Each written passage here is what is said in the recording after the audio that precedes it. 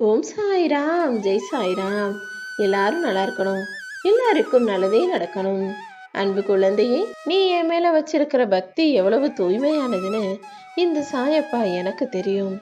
அதனாலதான் உனக்கான ஒன்றை நீ எதிர்பார்த்தது போலவும் ஆசைப்பட்டது போலவுமே உன் கைகளில் ஒப்படைப்பதற்காக உன்னை தேடி வந்திருக்கேன். இத்தனை நாளா நீ எதிர்பார்த்தது நடக்காம கிடைக்காம உனக்கு தாமதமானதெல்லாம் இப்போ முடிவுக்கு வரப்போகுது. சில நல்ல விஷயங்கள் நடக்கணும்னா அதற்கு முன்னால சில இடைஞ்சல்களும் சிக்கல்களும் சில நடக்காம போகக்கூடிய தாமதங்களும் கூட ஆகத்தான் செய்யும். ஆனா எல்லா கெட்டதுக்கும் பின்னால ஒரு நல்லது இருக்குங்கிறது போலதான் இப்போது உன்னுடைய எல்லா கஷ்டங்களுக்கும் முடிவாக நீ இஷ்டப்பட்ட விஷயத்தை நடத்தி தரப்போறேன். உனக்கானது நீ ஆசைப்பட்டது போலவே உன்கிட்ட வந்து சேரப்போகுது. இப்போதைக்கு உனக்கு வேண்டியது போலித்தனம் இல்லாத புன்னகை, சுயநலமில்லாத நல்ல மனிதர்களின் உறவும் நட்பும் தான்.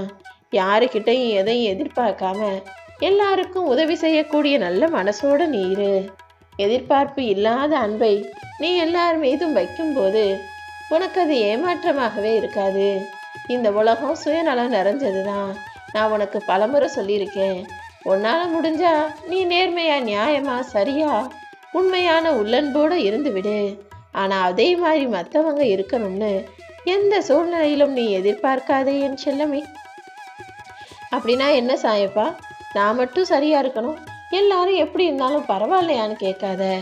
அவங்க எப்படி வேணா இருக்கட்டும், நீ சரியாக இருப்பதற்கான நன்மைகளை உன் வாழ்க்கையில புண்ணியமாக நான் தர்றேன். இன்னைக்கு நீ செய்ய வேண்டிய காரியத்தை இன்னைக்கே செஞ்சிடணுமே தவிர அப்புறம் பார்த்துக்கலாம், அடுத்து செய்யலாம்னு தள்ளி போடாதே. ஒருவரிடம் அன்பு செலுத்தினால் அவங்க அதற்கு பிரதிபலனாக ஏதாவது செய்யணும்னு எதையும் எதிர்பார்க்காம நீ செய்யும் போதுதான் உனக்கான உண்மையும் உனக்கான வெற்றியும் அங்கு மிக பெருசாக உனக்கு கிடைக்கும். ஏன்னா உனக்கு தேவையானதை கொடுக்க போறது இங்க மனிதர்கள் இல்லை, இந்த சாயப்பா நான் தானே. யார் உன்னை புரிஞ்சுக்கிட்டா என்ன, புரியலைனா என்ன, யார் உன்கிட்ட பாசமா நடந்தா என்ன, நடக்கலைனா என்ன, இது எல்லாத்தையும் அதற்கும் அதிகமாகவே அள்ளித்தர்றதுக்கு இந்த சாயப்பா நான் இருக்கேன். என்னதான் உன் பக்கம் நியாயம் இருந்தாலும் உன்னை புரிந்து கொள்ளாத மனிதர்களிடம் போய் நீ வாதாடுவதை காட்டிலும், அவர்களிடம் வாக்குவாதம் செய்வதை காட்டிலும், இவங்க இப்படிதான் புரிஞ்சுக்கிட்டு அமைதியா கடந்து போனாலே போதும். எல்லாத்துக்குமே காலம் நிச்சயமாக பதில் சொல்லுவேன் செல்லமே. ஒரு விஷயத்தை நீ நினைக்கிறது போல நடத்திட்டேன்னா மகிழ்ச்சி அடைகிற. நீ நினைக்கிறது போல நான் உனக்கு நடத்தி கொடுக்க முடியாத சூழ்நிலை நிலவும் போது அதை நினைச்சு எதற்காக வருந்துகிறேன்? ஜெயிச்சா சந்தோஷப்படுறது நல்ல விஷயம்தான். ஆனா தோத்து போனா இது ஒரு பயிற்சியும் முயற்சியும் நினைச்சுக்கிட்டு அதையும் ஏற்றுக்கொள்ள தயாராக இரு. நீ உண்மையா இருக்கிறதுனால இந்த உலகம் உன்னை குறை சொல்லதான் செய்யும், கோளாறு சொல்லதான் செய்யும். ஆனா நீ அதுக்கெல்லாம் வருந்த வேண்டாம். எல்லா சவால்களையும் எதிர்கொண்டு உன் வாழ்க்கையை தைரியமாக வாழக்கூடிய திறமை உனக்குள்ள இருக்கும்போது நீ நிச்சயமாக ஜெயிச்சே தீர்வ. இந்த உலகத்துல யாருடைய அன்புக்கும் அடிமையாகிடாத. ஏன்னா இங்கு யாருமே யாருடைய அன்புமே உனக்கு நிரந்தரமாக உன் வாழ்நாள் முழுவதும் நீடிச்சு நிலைக்க போறதில்ல.